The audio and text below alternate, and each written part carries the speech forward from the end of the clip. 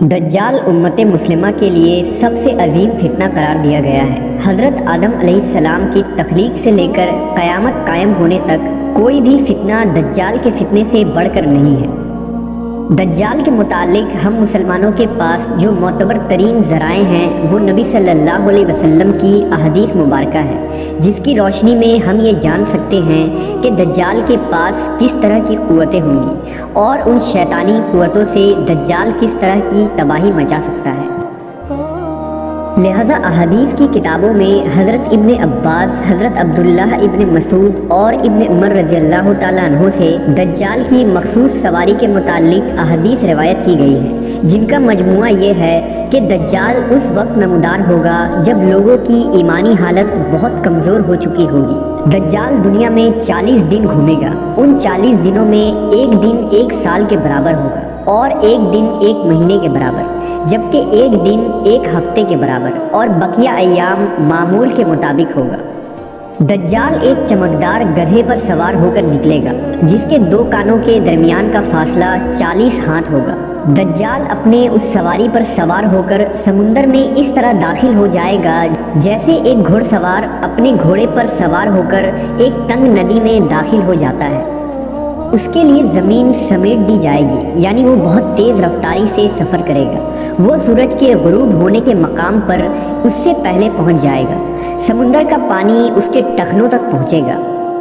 دجال کے پاس 70,000 کی فوج ہوگی، جن کے اوپر سبز چادریں ہوں گی، یہاں تک کہ وہ ابو المراق کے ٹیلے پر آ کر ٹھہر جائیں گے۔ وہ ایسی بلند آواز دے کر سب کو بلائے گا کہ اس کو زمین و آسمان کے درمیان ساری مخلوق سنے گی۔ پھر دجال ان لوگوں سے کہے گا کہ تم سب میری عبادت کرو، میں تمہارا رب ہوں۔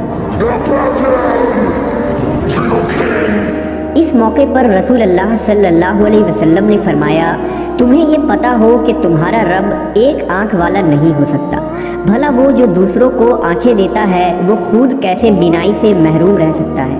اس بدبخت دجال کے ماتھے پر کافر لکھا ہوگا، جسے صرف مومن ہی پڑھ سکے گا اور اسے پہچان لے گا۔ دجال اپنے گدھے پر سوار ہو کر ساری زمین پر گھومے گا۔ اس زمین کا کوئی میدانی، صحرائی اور پہاڑی علاقہ ایسا باقی نہیں بچے گا جہاں وہ نہ جائے، سوائے مکہ مکرمہ اور مدینہ منورہ کے۔ اللہ تعالیٰ ان دونوں جگہوں کے فرشتوں کے ذریعے حفاظت فرمائے گا۔ دجال جب وہاں داخل ہونا چاہے گا تو فرشتہ اس کا رخ پھیر دیں گے۔ یہ ایک عظیم الشان پیشن گوئی ہے جس میں دجال کے ایک عجیب و غریب قسم کی سواری کی طرف اشارہ ہے جو آخری زمانے میں ظاہر ہوگا اور اس کی وجہ سے سفر میں آسانی اور سرعت پیدا ہو جائے گی۔ ان احادیث کی بنیاد پر یہودی خاص طور پر گدھے کی تعظیم کرتے ہیں اور وہ اپنے خفیہ عبادات میں گدھے کو ضرور شامل کرتے ہیں۔ بعض لوگوں کا یہ دعویٰ ہے کہ اپنے عبادت کے دن خفیہ طور پر یہودی ایک گدھے کو اٹھا کر بیت المقدس میں لے جاتے ہیں، جہاں مختلف رسم و رواج کے مطابق اس گدھے کو سجایا جاتا ہے۔ صحابہ کرام کے ذہن میں اس وقت یہ سوال ضرور آیا ہوگا کہ ایسا گدھا کہاں سے آ جائے گا جس کی لمبائی اور چوڑائی اتنی دیو قامت ہوگی، لیکن صحابہ کرام نے حضور سے اس حدیث کو جیسا سنا ویسا ہی یاد رکھا اور آج ہم تک یہ ساری احادیث پہنچی۔ علماء کرام کا کہنا ہے کہ اگر ہم یہ کہیں کہ قیامت کے قریب ایک ایسا گدھا پیدا ہو جائے گا اور یہ صفات اس میں پائی جائے گی تو یہ بات ناممکن نظر آتی ہے۔ پھر سوال یہ بھی ہے کہ دنیا میں وہ گدھی کہاں سے آئے گی جو اس قسم کے عجیب و غریب اور دیو قامت گدھا جنے گی اور سمندر کا پانی اس کے ٹخنوں تک آئے، یہ بات عقل کے بعید ہے۔ کچھ محققین کے رائے کے مطابق دجال کی سواری کے لیے حدیث میں لفظ دابہ یا جانور کا لفظ استعمال کیا گیا ہے اور وہ کسی بھی طرح کی سواری ہو سکتی ہے۔ لہذا محققین کے رائے کے مطابق ممکن ہے کہ دجال کی وہ سواری اڑن تشتری یا جدید ہوائی جہاز کی کوئی ایڈوانس شکل ہو۔ غرض یہ کہ ہم جانتے ہیں کہ آج کے اس جدید دور میں ہوا اور آواز کے رفتار سے کئی گنا زیادہ سپر سونک جہاز تیار ہو چکی ہے اور اڑن تشتری کے قصے بھی پچھلے 100 سالوں میں بہت مشہور ہوئے ہیں، جن کو UFO کہا جاتا ہے۔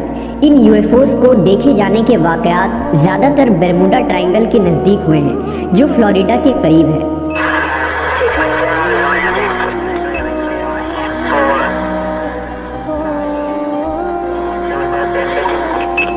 ممکن ہے کہ دجال کی یہ سواری ایک UFO یعنی ایک خاص قسم کی اڑن تشتری ہو۔